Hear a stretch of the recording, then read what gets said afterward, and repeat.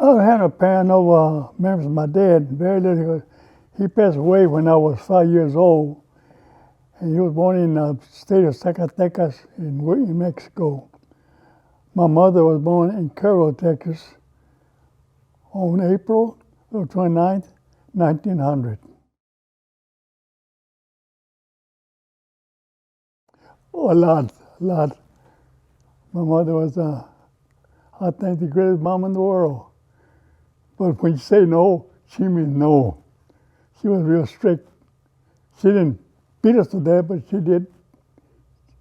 Had a little switch that you use. And she passed away in 1979.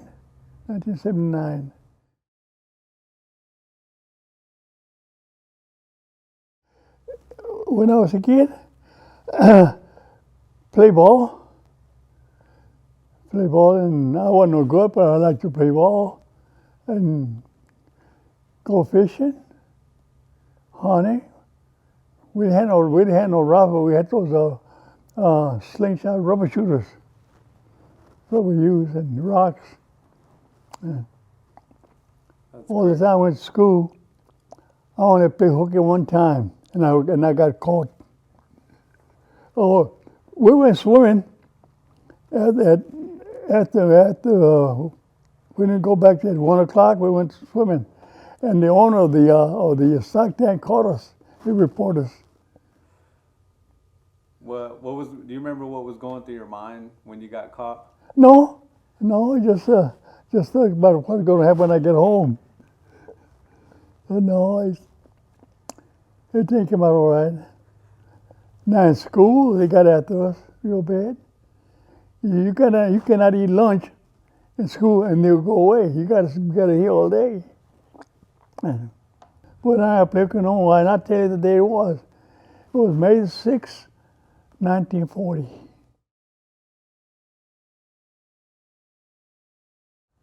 I went to morning school, and I couldn't go like to the kids because I had to wait and work in the fields till about December. So we're always late. So I was 15 years old, and I finished the 7th grade. I was supposed to go to high school when it started in September, but I didn't go back to school. I went to San Antonio to work because I wanted to dress like the other kids, and I had no money, and my mother didn't either. So I went to work in San Antonio and bought clothes for myself. I was 8 years old when I worked in the cotton fields. We couldn't work like the other guys that did. They paying by the day. We couldn't do that because we were too small, so we weighed by the acres. So many acres, you get so much money, which wasn't much then. That was during the Great Depression.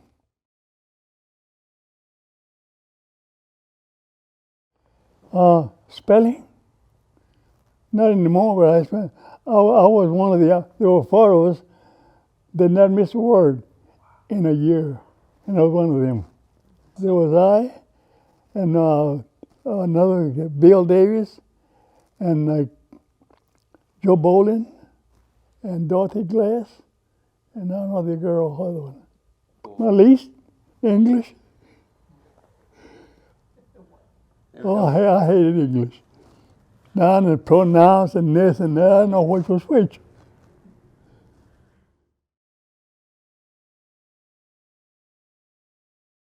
My dad was, he went with Pancho Villa, but Pancho was with him. He was a Colonel Lucio Blanco. And they caught him, and he was in prison. He was executed the next day. And the daughter of the jailkeeper set him free. He ran that night. His hands tied back his back. He was thirsty and came to a water hole. He knelt down to get water and drink water. He was going to get up. He finally got up and started running again. He came upon a place where was a man with some. He was a shepherd. He had goats or sheep. I don't know what he had. And he had his hands tied to his back the man got a stick and came at him. He said, no, don't. I'm not going to hurt you. Look, I got my hands tied up. And he told me he was with the revolution, which were fighting for the poor people. He said, anybody been here? No, not yet, but they're coming. And sure enough, they were chasing him. He said, put the head on and go down there and act like you're milking a cow, like not a cow, but a goat. See, you out there, and they came and asked him, anybody came here? He said, no, nobody, just me and my helper. He's milking a cow, I think, milking a goat. And then he left the thing, came in and left the place and crossed the river, came to Texas and never returned back.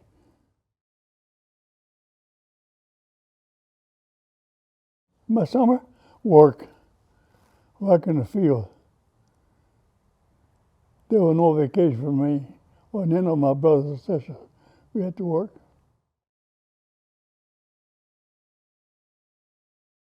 I had 3 sisters and a brother. Well, I had one that died when he was a small boy. They all died now. But my older brother named Matt, he was junior. He left us when he was 15 years old.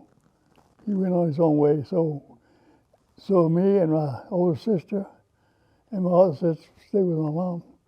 My mom did remarry though, but no, it's not like your real father. He wasn't mean to us or anything, but we couldn't get what we wanted to.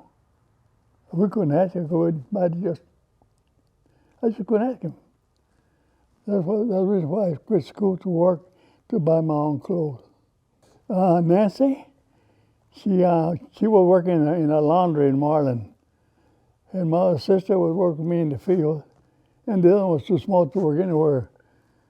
My older sister got married, and so my other one, finally they all got married.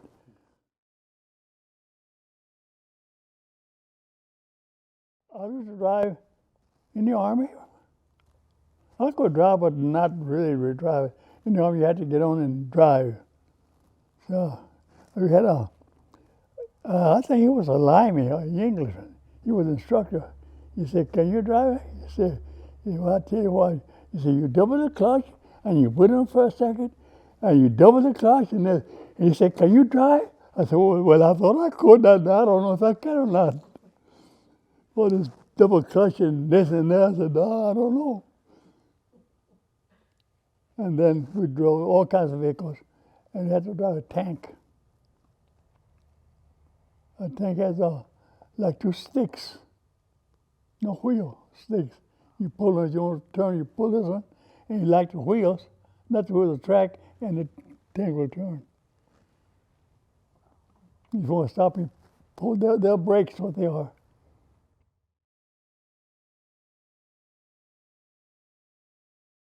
Come out of the Army? Well, I went to work, and I stayed in San Antonio. And when I got out of school, it was in the morning, there were some neighbors of mine, and one of them became my wife. She was a 12-year-old girl. I didn't pay no attention to her. She was a skinny little girl walking up and down. And I left Marlin and went to San Antonio. In 1943, just a 12-year-old. I didn't pay attention to it. When I went to war, when I came back, I saw her. She was almost 17, and Lord, she was a knockout. And I said, that's for me. So one day I went to the movies, and she was there. I stopped and said, well, it's now or never. I told her, can I stay with you? She looked and said, you can if you want to. Boy, I jumped on the seat before you change your mind. And from then on, it lasted for, the date was March 27, 1947. That was the first time words I spoke to her was, may I stay with you? And the last one that I spoke to her was, she told me, don't feed me no more. She was in the hospital, in the nursing home. And that was 63 years later. I still miss her.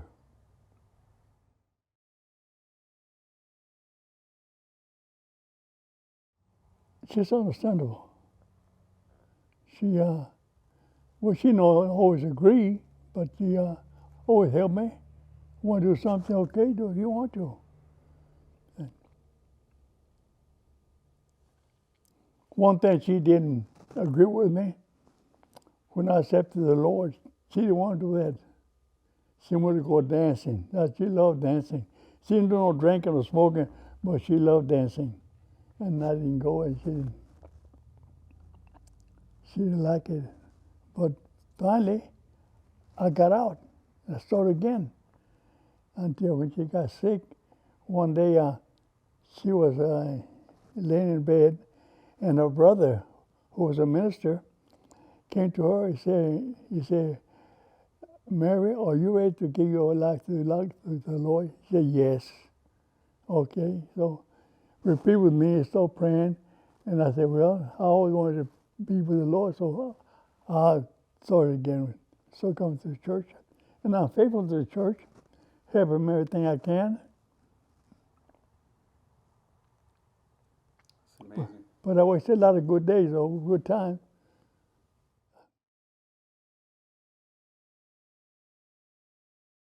Yes, and I was happier when Ari came to the Lord. He was a doughhead. You name it, he was doing it. And my wife would stay awake till 2 in the morning till he show up. And one day, we went to San Antonio. We came home. There was a letter on the counter. Up it was Irish. He said, I came to pick up my trumpet. From now on, I'm playing for the Lord. My wife and I cried of happiness. And he's been faithful since then. So his children. The last one was Israel. He had problems with him, but he's also a Christian now, a real devoted Christian. Oh, I can't explain it, but it's something that's in you. And I don't do it like I used to. Every night I pray to the Lord, to Jesus, what he did for us a long time ago in the cross. And I think about all that, and I say, he didn't have to, but he did it. And I'm happy with the Lord.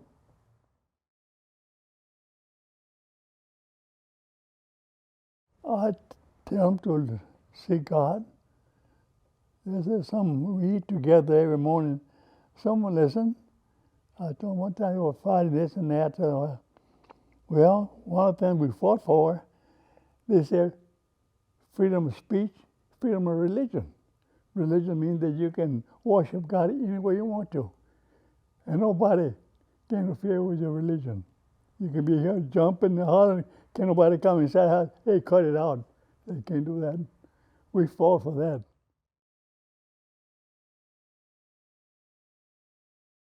We got married on the first day of January 1949. After she was 16 when we got together, and I waited 2 years.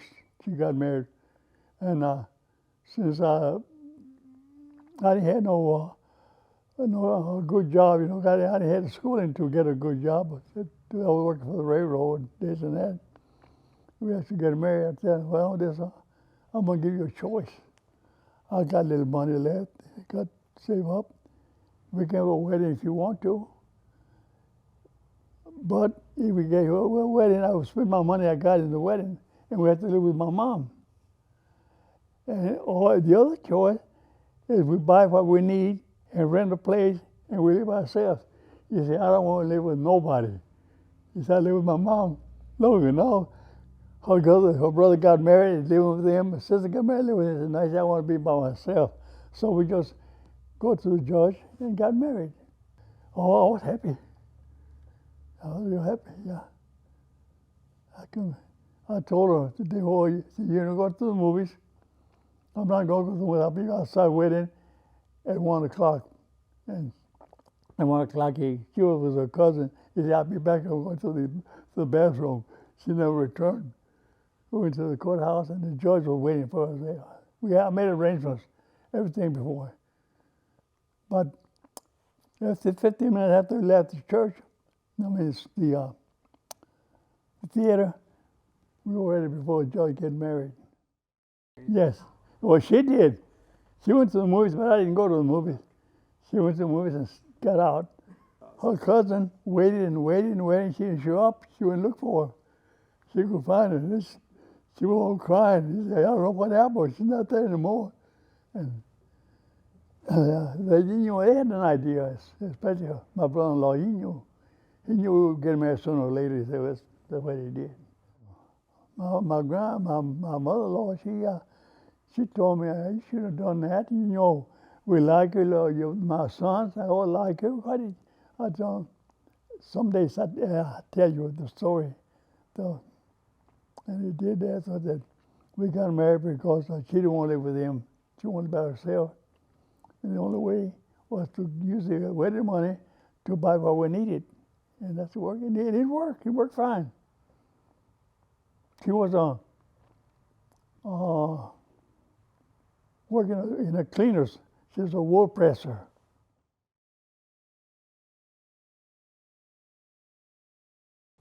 Well, Ari, he was a nice kid, real good kid, always. He was simple, very simple. And he could speak very well.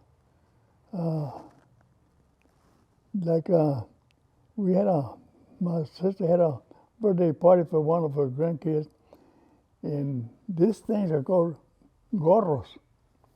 Gorro. He said, give me a gorreal.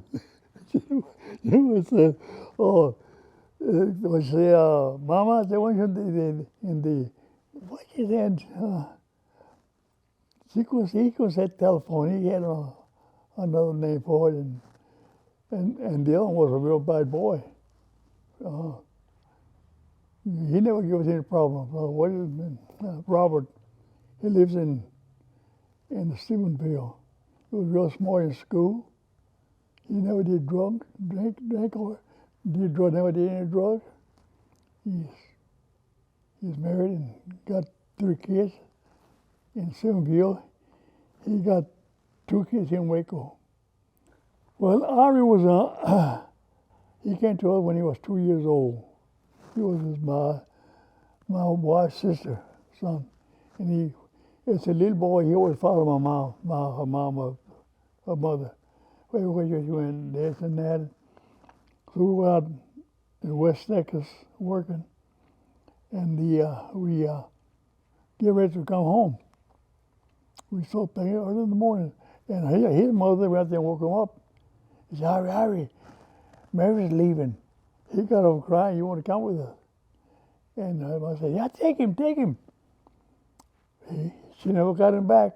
She tried, but he wouldn't go back. One time she took him, and at night, he came home all by himself at night. Well, not real though, it was dark. And he tried every way, but he just couldn't get him more. And the other one, well, the other was kind of good little boy. He was real smart. When I finished school, he said he wanted to go to college. So he went to Tulsa State, and he got a degree in sociology. But they don't pay much. So he got a job with Federal Express. And the other one, when he finished school, I said, what you want to do? He said, no more school for me. I'm joining the Marines. I told you sure? Yes, I want to be the Marines. So he spent 4 years. But there was no war at that time. Right after that, they started the Gulf War. And it lasted, 20 years fighting up there? But he was already out, so he never went to combat. We always wanted a girl. We could never get a girl. And when Sonia was born, we went crazy with her. I mean, she got everything she wanted. And then came another one, and then more and more. Now we got girls to throw away. grandkids. I got a great granddaughter.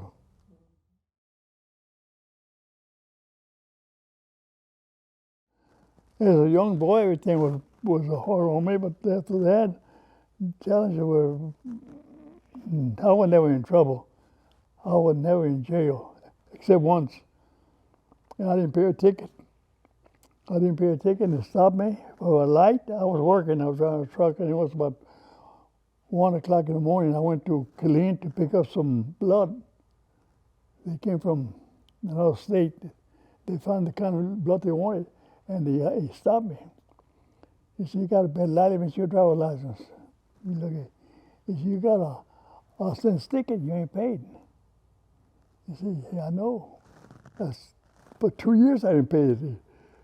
Since I got the ticket with another company, I thought I didn't have to pay anymore." So he said, "Well, you got the money?" To no. I told him, "I'll tell you what, I got some blood. It's needed in Hillcrest. Call up there and call the police to meet me there. I'll turn the blood in and from there we had it." No, you follow me." Yeah, okay, so he followed me, and I got on the radio and I called my boss man, told him what happened. He wasn't able to Louisiana, so his wife sent his daughter with the money. He said, "Well, he can go. He got to wait till the judge in the morning. We can't release him." I told him I got notified my wife. He said, "Yeah, you can call her." I called her, and the operator said, "Will you accept call from me?" He said, "No, I don't know. I don't accept no call." And she know who it was. She know it was me. He said, "Oh, you're supposed to be working. How do you know you were in jail?" I came home that day, and she said, "Hello, jailbird." I said, "Shut up."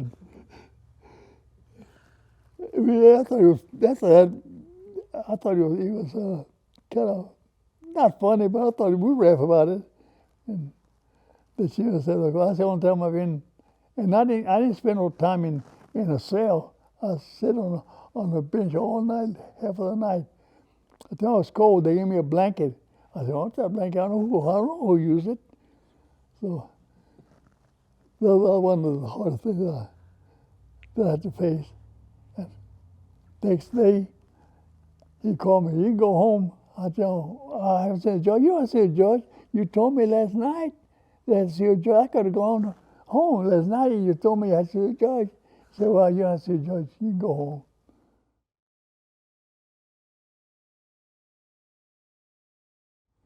His name was Rufus. And when my dad died, he told him, "Take care of my children." And he did. And I was grateful for that. I used to go and help him in the field. We didn't get no pay. I said, "We don't get paid. We help you. Well, chop cotton and this and that, and look for his chickens." But we won't have no money because he was real good, and so was his wife. Real nice fella.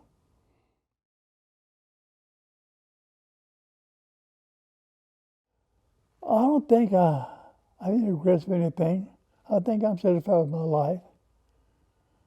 I went to service and came out fine. It was hard at the beginning, but after that it came out okay.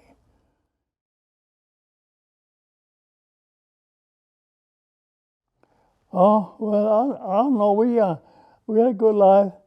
Just kind of growing up and getting married and doing. But the most I think is we became a Christian. In church, Christian, you have real friends, real good friends. While in life, you can't trust them. You can be with them, and all of a sudden they turn against you. Especially if they're drinking, which I never did. Oh, I drank a little bit, but no, I wasn't no drinker or a smoker. I guess that's what had me live 95 years. I take care of myself and not overdoing it.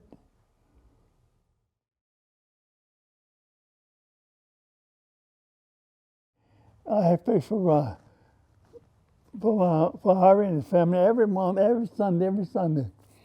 And one day I cooked some bacon and sausage. I put in the oven in the stove.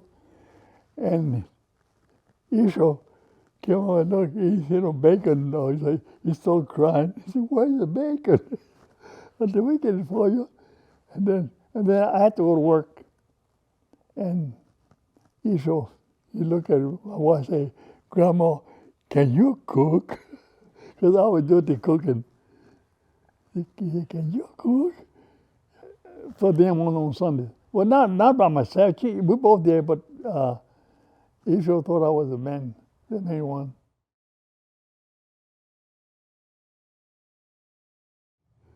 Well, no, I will never forget. It was Sonia. I used to walk on fourth leg, and she said I was a horse. And I got up in the morning with my pajamas. You say, let's play horsey, okay? And she fell, and she grabbed my pajamas and pulled them off. I'll never forget that. I think she don't either. Friend, I used to tell him stories about he was a strong man, and said somebody, a big wolf come at me, and he would grab the wolf and hit him and knock him down, and he lost that. And I think it was Sonia. Anyway, there was a song called "Swing on a Star."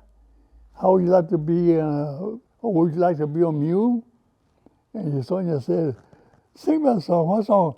That song about the donkey." She forgot the mule. She said, "About the donkey." And I thought it was cute. I remember that. I used to sing. They had another granddaughter, Desiree. We used to take her to school. Used to sing songs like something like Mary Ann, oh Mary, won't you marry me? This and that. She would sing with me, and they said,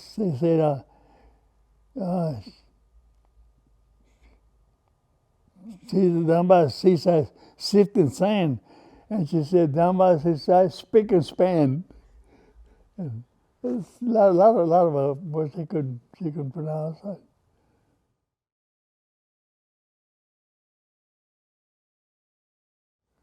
Around me, that I always loved them.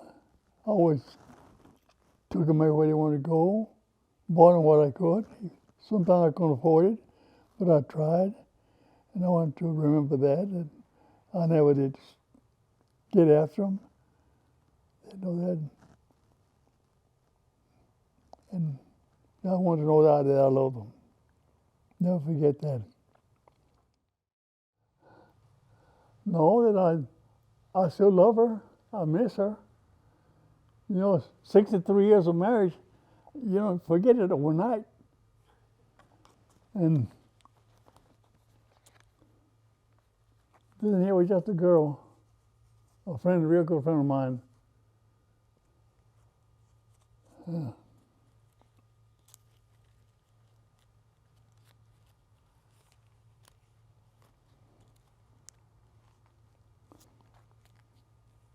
This is me and my grandkids.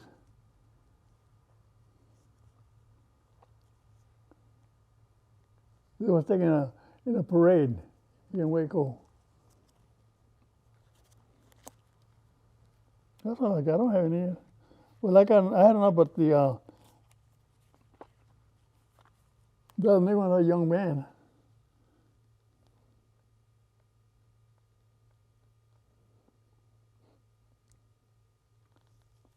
This is my wife and I, for you, were married.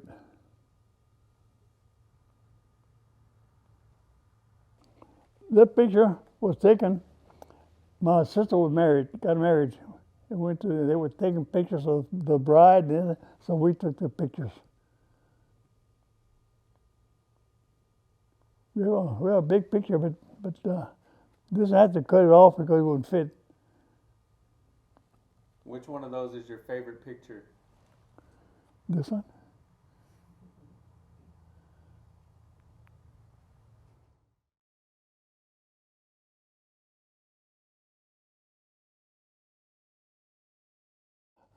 I was drafted. When I turned 17, I asked my mother to sign a release that I could join at 17. He said, no, no. He said, Ma, you get some money. He said, I don't want the money. You don't need it. She did need it, but she didn't sign for me.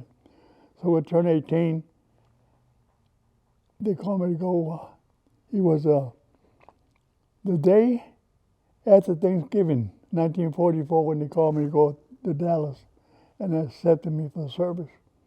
And they said, you're going to go home for 20 days. I said, I don't have to go home. I can go now. He said, no, by rule, you have to go home and take care of business. I said, I don't know, but they sent me home. So they called me in December to report. Although I didn't really join the Army till January. And I swore in. They swore me in and they sent me to Kim Hood. He was Kim Hood then. I trained there as a tank destroyer. The first 6 weeks was infantry training, real hard. And the other 7 was tank destroyers, all tanks. Fired a gun, this and that, and a lot of, it's kind of complicated if you don't pay attention to what they tell you.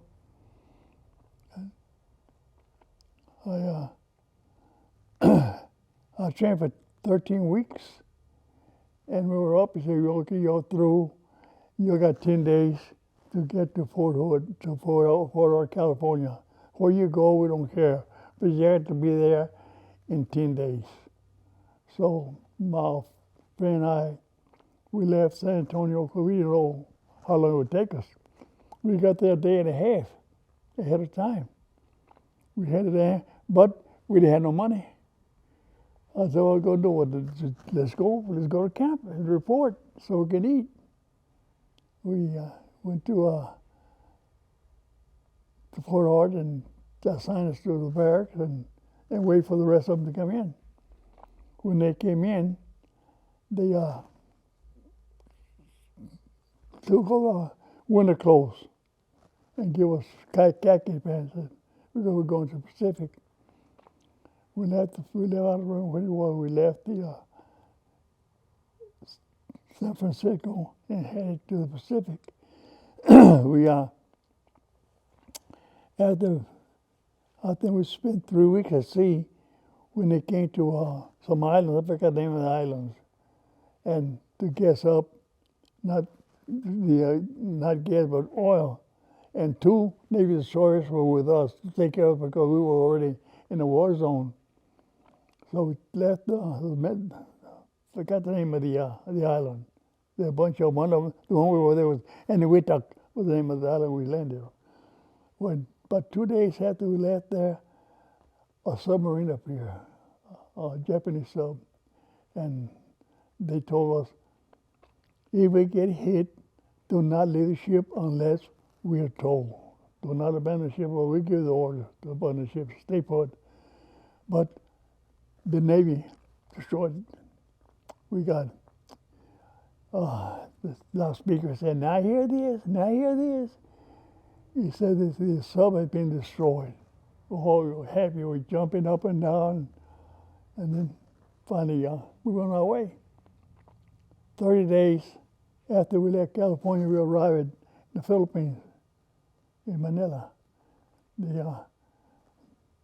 Some LSC called them landing craft infantry. It's a little ship with boats come alongside and throw a big net over it. We had to climb down into the craft and headed to shore. But he was not an assault lander because the 37 infantry and the other had already landed for us, and they secure they landed. So we were okay. And we walked, and we came to the station and got a little train, little bitty train, not like the one we got, but a small train. And we went to a reception center. We were there for a few days, and they assigned us to a tank destroyer, 6th or 2nd tank destroyers. And they assigned me as a gunner on a tank. And we were there for a few days, and then they said, we're moving on. We're gonna, there was no fighting on there, so we went on to where there was fighting, up in the mountains, a place called Baguio. We were there, and it was a company, I thought it was the 32nd Infantry, and they were in trouble. They could not advance. They called the artillery. They wanted 105, but they didn't have them. They told what we had. I told what I did, and the colonel said we got 90 millimeter. We would do that. So help us. We had to fire 2 miles away. Between us and the target were our men, our infantry, and we had to make sure that we didn't come out short. If we did, they called it friendly fire. So I remember we set up and fire. We had earplugs because it was so loud you couldn't hear yourself, and the mic was right here, and I fire, and the boy said, 200 yards up and 50 to your right.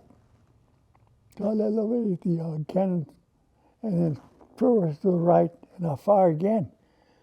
And he said, "You on target, fire for effect." What that mean, I don't know. What it mean, effect, I guess, for real. We like that until they told us to stop, and we stayed there a few days with them. We had 2 days, and they told us that we were on target. We finished our job. We did a good job. What I did, I don't know if I killed anyone. I don't know, and I don't want to know. They told us that they were retreating. Open fire cannon, but this time use explosives. Because we had three shells. One of them was for concrete, for pillboxes, and the other was armor for tanks, and the high explosive personnel. That's what they used. We fired until they told us to stop. We were there for a day, and they told withdraw, go back. We don't need you no more. We were back to a town, a big city. Well, it was a big city, but it wasn't there. It wasn't but ruins. Then, and to train. It said General Kruger was the commander of the 6th Army, which was in the Philippines. And General MacArthur said the 6th Army will spearhead the invasion of Japan. So get ready. So getting everything equipped, getting new equipment, this, that, training. Old tanks that were being destroyed, we use it for targets. And then they told us what was going to happen. He said, the invasion in Normandy, which was in Europe, you'll be picnics were waiting for you at Japan. They're going to throw everything at you. Expected. They get suicide, they call them banzai. They come at, they know they're going to die, but they're going to come at you. He said, it may happen, there'd be some children coming at you with the flags, American flags, flying. And don't listen to them. They're really the enemy, and they're loaded with explosives. When they come to you, they explode them. So if you want to come home, you have to shoot them. It's hard to do, but if you want to come home. But that never happened. One day we got through eating. We were in the tent talking about what was going to happen, what to expect. And the guy came in and said, "Hey, we dropped a bomb in Japan." He said, "We destroyed a whole city." He said, "But don't know how many. He said, but it's very powerful. We say, I say one. We say one plane. I said one plane cannot do what it takes 50 planes to do. So which means that was a joke. And then they called us out. The commanding officer go and said that such a bomb had been dropped in I don't know, I can't think of the name of the city in Japan. Hiroshima? Hiroshima.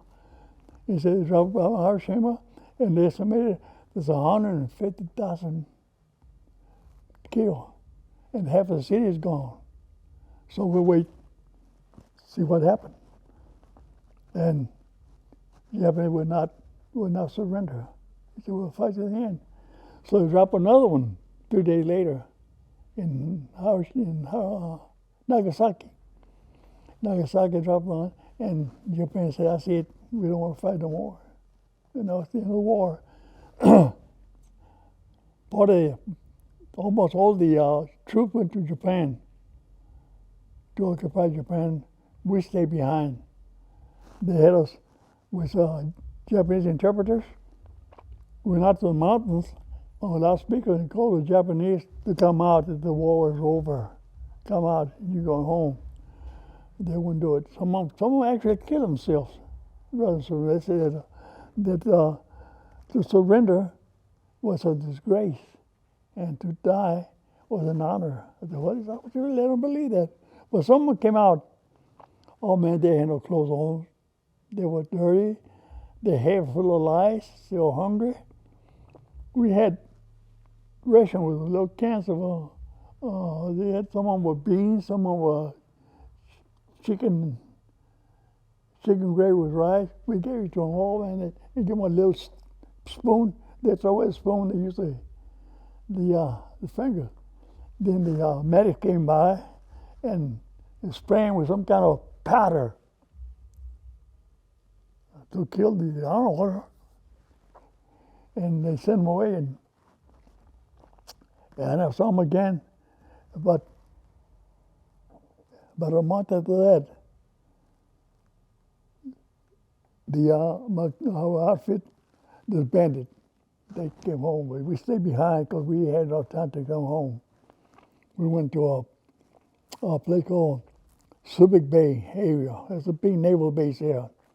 They sent us with the 14th Anti-Aircraft Command was there. We were there. We were there till after Christmas. After Christmas, they told get your stuff ready and pack up, we're leaving. Me and my other guys who went first, we went to Manila, and there's a ship waiting for there. And the next day, the rest of them would come in, and we guys said, he goes away, that's not where to go. But 15 days later, we arrived at Pearl Harbor. The Arizona steel merged there, and they sent me to I forgot the name of the air base. I was there, and since there was no war going on, they gave us jobs. They sent me to a warehouse. I was supply clerk. I go there, and I think it was in June. They called me. He said, go back to your barracks and get everything straightened out. If you got any books on I better turn them in. If you got any laundry, get it, because you're going home. Boy, I was happy. Well, I was happy. We came home. Took a little while, but we came home. The reunion with my mama. Mama, she was, you could hear her crying. I don't know if she was crying. And no, I didn't cry, but I was glad to see her. And that was it. I went back to San Antonio for a few months and said, no, I'm going home. Why should I be here when I got home? And that's when I saw my wife again. She wasn't a little girl no more. She was a beautiful. I got a picture of her. She was here.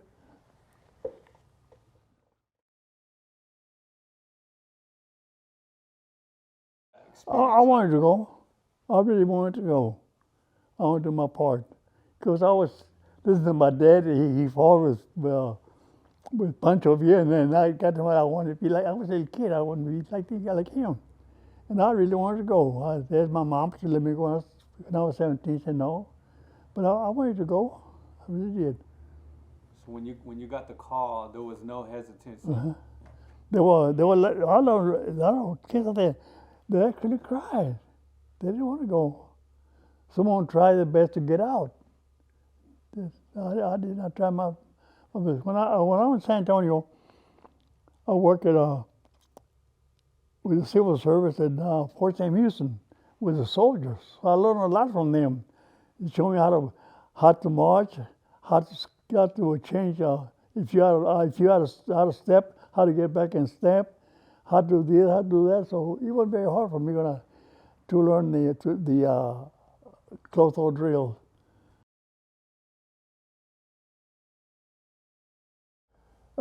No, not for a month.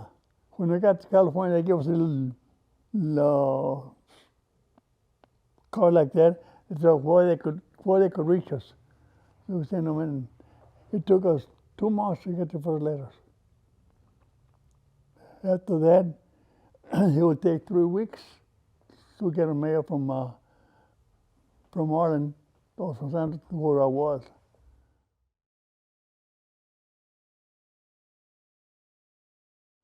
But I wrote to a girl in San Antonio, a friend of mine.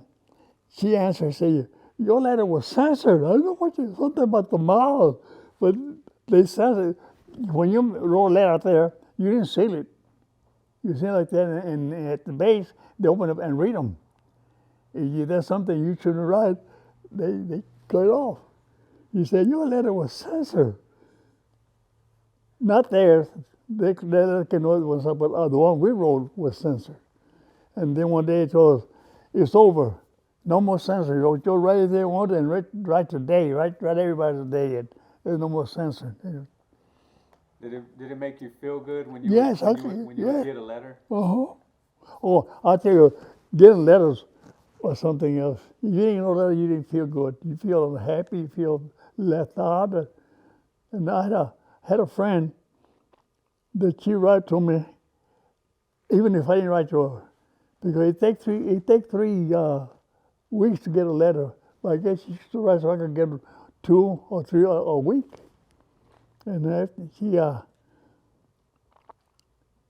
she wrote on the bottom on the finish P.S. It said, "May God protect you." And when I was out there, when I got there, I had a girl in San Antonio, and she before I left, she gave me a song and this and that. And the first letter I got from her was the "Dear John." She said she met somebody else. She said, "I thought about you and you're away, and besides, you may get killed and never come back." And I really didn't care. I didn't even answer back. You know what a "Dear John" is, don't you? No. "Dear John," said, "I don't love you anymore." It's a letter. "Dear John, oh, how I hate you write. Dear John, I'm going to let you know tonight," and this and that my love for you is gone. But she wrote one of that. But I really didn't care. Didn't care at all.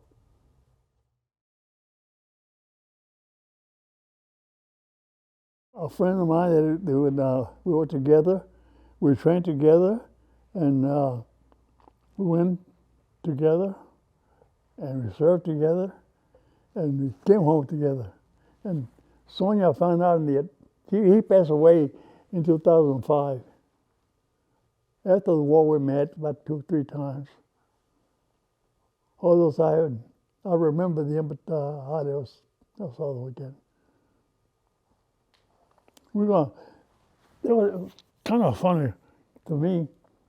In the tank, there were 5 of us. I was a gunner. I was Mexican. The driver, Bob Sales, he was German. The assistant driver, his name was Majorwitz, he was Polish. And the loader was, I forget his name, but anyway, he was French. And the commander, his name was Dominic Ferrara. He was Italian. You know?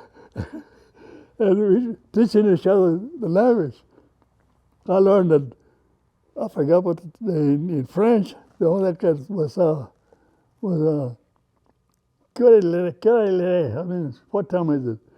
And this and that. And the other one, you know, there were decent words that we learned. And one of them, Bob Sale, the German, he learned to say, "Corazon." I mean, corazon. Corazon, that's all he could say. And we got together. We never made any remarks about you this and that. No, we were all Americans. We were in a powerful army, which we're not now. Did it make you feel proud being? I mean, I said, told them we're in the finest, most powerful world in the world, in the army. I told them in planet Earth, we're the finest, but not anymore.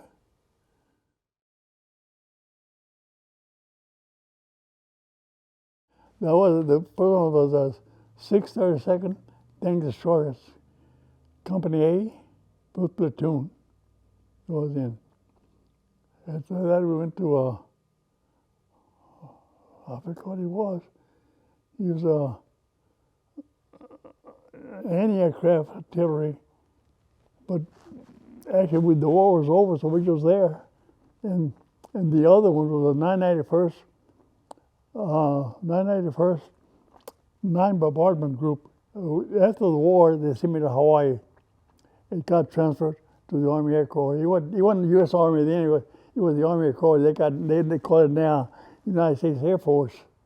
At that time, it was the Army Air Corps. I was the Army Corps. I was just only three outfits I was in.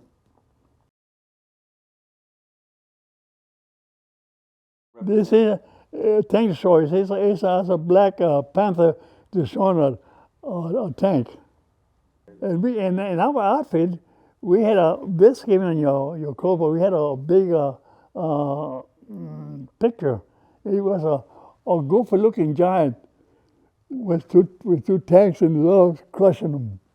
But that did not come on the cab. It was just on the entrance of the company. But we cannot wear this until we finish and became Tank Destroyers. While we were training, we cannot wear them.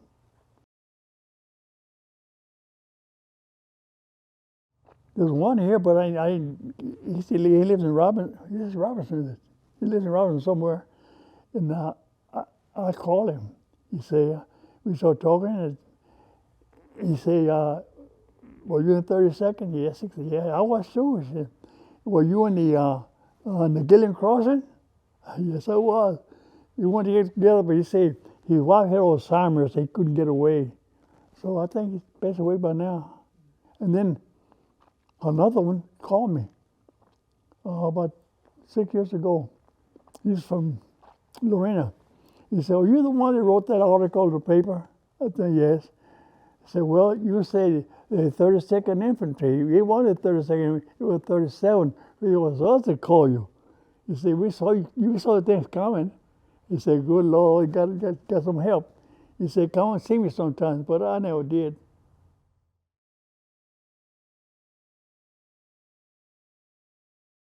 He said, old soldiers never die.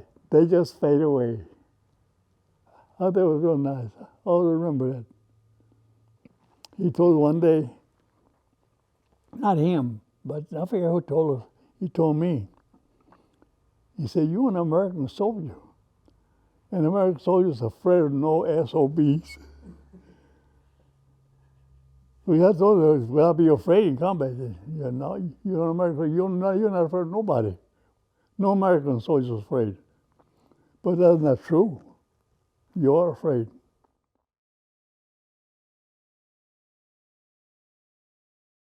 I didn't know where we were going to go. But the fighting was we wasn't close. We went to it, but after we were wondering what we were going to do, what we were going to do, what would happen to us. But yeah, they sent us to. I was glad I went to the Tank Destroyer because I trained, so I knew everything about it. And then I was flat-footed, so I could not be a foot soldier like the infantry. I wasn't fit to be in the infantry, but I could go on attack. So I'd have to walk. I just drove the tank.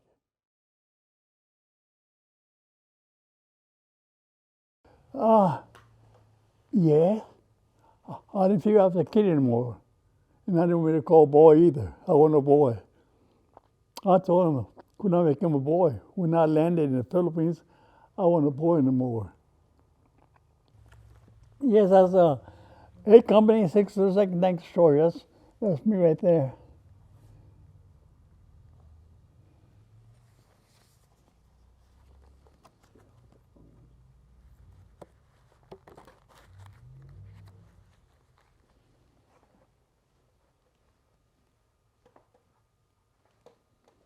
You remember all of those guys? No, I don't. I remember some of them. Let's see.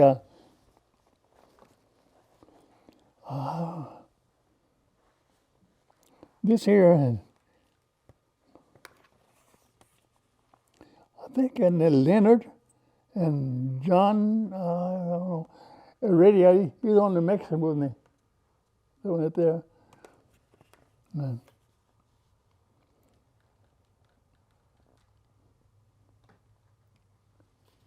I know Nick Russo and Sergeant Leonard.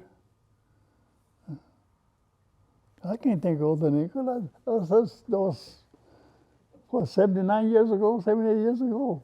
No, that was for this was where we had a ping pong table and table to write letters. He was taken, I don't remember, it was either late September or early October 1945. The war had, now this was supposed to be a big company, but most of them came home. They would come home, they had enough points to come home. He was in the tent with me, Ferreira, Nick Ferreira.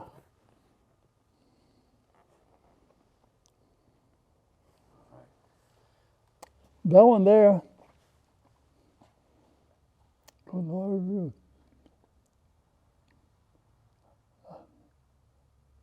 I know this one. Good Lord, I can't remember.